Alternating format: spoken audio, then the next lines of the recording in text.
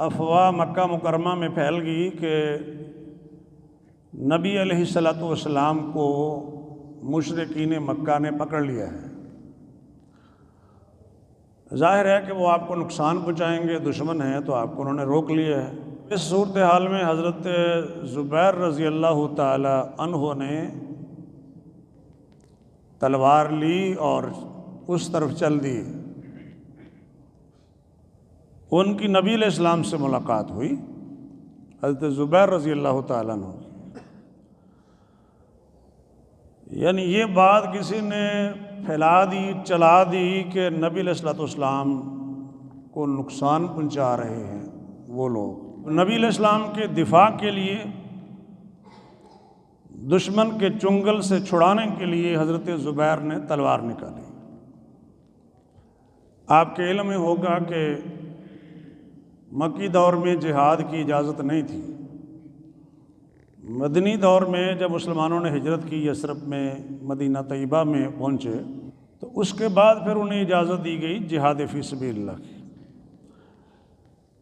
لیکن self defence کے لیے ہر زمانے میں لوگ اپنے پاس ویپن رکھتے رہے ہیں،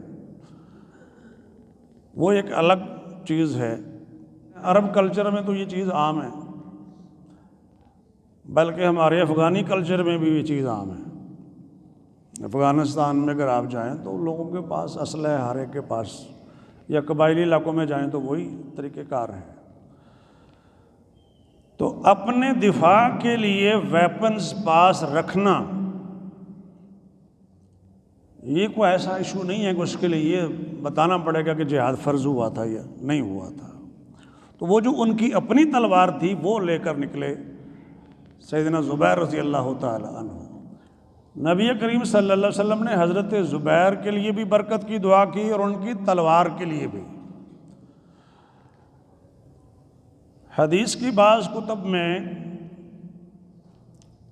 لکھا ہوا ہے کہ یہ پہلا شخص تھا جس نے پیغمبر اسلام کے دفاع کے لیے تلوار اٹھائی۔